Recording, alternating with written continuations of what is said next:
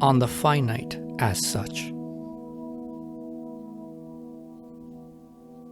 The finite for Hegel is something limited, or more technically, it is the sublation of something and limit, where limit is the true other of something. The finite as such is contradictory, for it declares itself as non-being, the standpoint which privileges the negativity of something as inherently limited and which comes to be and ceases to be.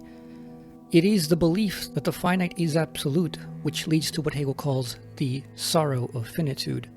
The belief that all things are transitory, that there is nothing eternal, and that everything that we love, everything that could be good in this world, is destined to hopeless, endless death. The finite is first determinate as restriction and ought.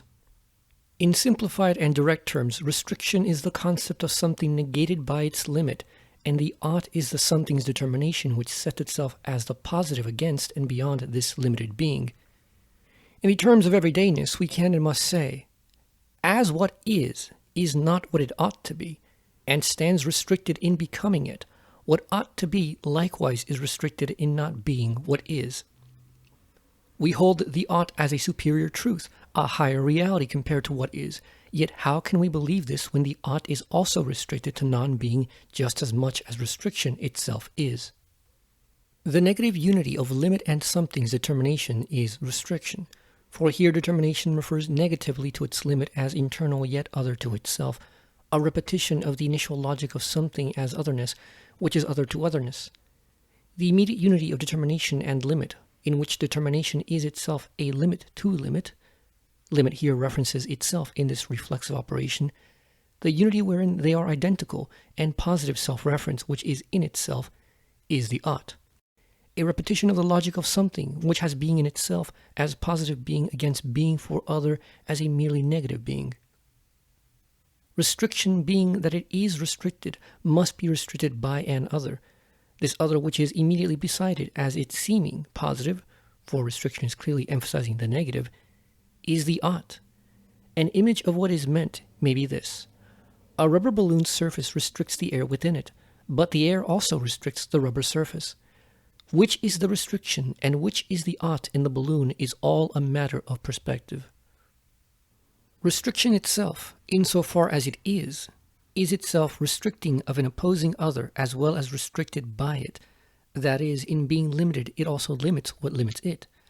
However, if restriction remains itself in being constituted by this other restriction, it is then not restricted by a limiting other, for the other is itself restriction, and so what restricts restriction is restriction itself. It is then not constituted at all. Its other is merely itself, and in fact has its otherness in itself as its own self, and so its restriction stands as its determination. Determination is a positive inner content, and restriction, being restricted, passes over to the other restriction, only to return to itself again, and so it reveals that it, restriction, in fact is what it ought to be, precisely as restriction. If restriction were immediately absolute, it would be unrestricted, since it would not be bound through existence to a negative other. It would have no limit, and so would no longer be restriction at all. It would not exist. But we already know where this leads. If restriction is or is not, it exists, and it is something faced with the other as limit. Restriction is what it is, precisely because it is restricted by the ought beside it. However, this ought is likewise restricted by restriction, which in turn appears as the ought to the ought. What is restricted and ought to be other than it is. But what ought to be likewise ought to be other than it is as a non-being. It should be what is, and so it is restricted precisely because it is not already what is, what it ought to be. Both restriction and ought are mutually limited and limiting, but if restriction truly is what it is, then it is restricted and not absolute. Thus it passes over itself into its beyond, and the ought likewise passes over into its beyond as the restricted negative existent. It is thus the case that what is restricted is exactly as it ought to be. Quote, The ought has of late played a major role in philosophy, especially in connection with morality, but also in metaphysics in general, as the final and absolute concept of the identity of the in itself or of self-reference, and of determinateness or the limit. Quote, "You can because you ought." End quote. This expression, which is supposed to say a lot, is implied in the concept of the ought, for the ought is the transcendence of restriction. Restriction is sublated in it, and the in itself of the ought is thus identical self-reference, and consequently the abstraction of being able. But conversely, you cannot, even though you ought, is just as correct. For the restriction as restriction is equally implied in the ought. The one formalism of possibility has in it a reality, a qualitative otherness, that stands opposed to it, and the connection of each to the other is a contradiction, and thus a cannot, an impossibility. End quote. Here is another quote. If, however, a concrete existence contains the concept not merely as abstract in itselfness, but as a totality existing for itself, as instinct, life, sensation, representation, and so forth, it itself then brings about, by itself, this transcendence and this transcending. The plant transcends the restriction of being a seed, similarly of being blossom, fruit, leaf. The seed becomes the developed plant, the blossom fades, and so forth. In the grip of hunger, thirst, and so forth, the sentient is the impulse to transcend this restriction, and it does transcend it. End quote. As Hegel states in these quotes, the plant transcends its restriction as seed, and the thirsty animal transcends the restriction which manifests as thirst. All of this happens every day with no great effort on the part of nature, let alone on the part of spirit. The meaning is clear. When something truly appears as a limit, that is, as a restriction, it is because the being which feels and is conscious of this restriction is already at an ontological level beyond such restriction, and further, the restriction is manifesting so that it be transcended into its ought. Were the plant seed fully what it ought to be, then it would not be restricted and would have no impetus to become anything more. But precisely because restriction would not arise imminently for it, it would also fail to be what it ought to be, perhaps not as seed, but as the realization of absolute being, free and self-determining.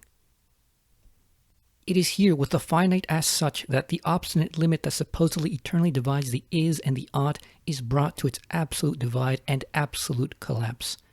What is and what ought to be are indeed not one, cannot be one, and will never be one and the same. The restricted as restricted is what it ought to be, but the ought as what ought to be is restricted by positing itself against the restricted existent. What is becomes what it ought to be precisely because what it ought to be is internal to what it is, and what it is the becoming of what it ought to be. We, the thinker, did not have to force anything upon being so that it traverses existence to the infinite.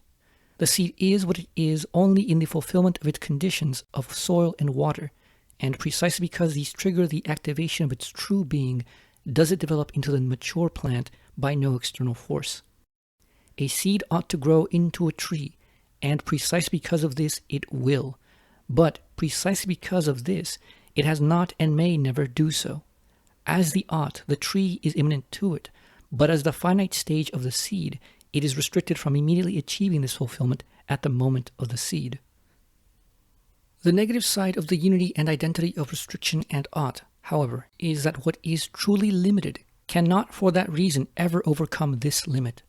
This judgment and state of being, however, is only for a truly finite thing. When something or someone, a conscious subject, is fully bounded by a limit, this limit will never come to exist for it in its perspective. The rock will never experience its immobile and silent life as a fetter. The stupid person will never experience their stupidity as an object of awareness, and a microbe will never experience their thoughtlessness as a problem. Such a limit which does not appear is an infinite limit, and the beyond of this restriction, the ought which it should be, shall for this reason never come to be in this restricted being. Nature ought to be conscious and free, but it is not and will not be so long as it remains mere nature. But nature for this same reason shows that it ought to be precisely this restricted being, for if it were capable of being more, it would of its own nature rise above it. Conditions have arisen in nature, however, for conscious and thinking beings to attain embodiment with brains fit for universal free cognition, and they are the proof that nature was always already capable of more, just as being is not mere immediacy. Because being is in truth dynamic becoming, what is has no problem in becoming what it ought, for what it ought to be is that becoming of its purpose. The finite is, therefore, something restricted. In being restricted, it ought to be restricted, and thus the finite vanishes itself away and transcends into the infinite.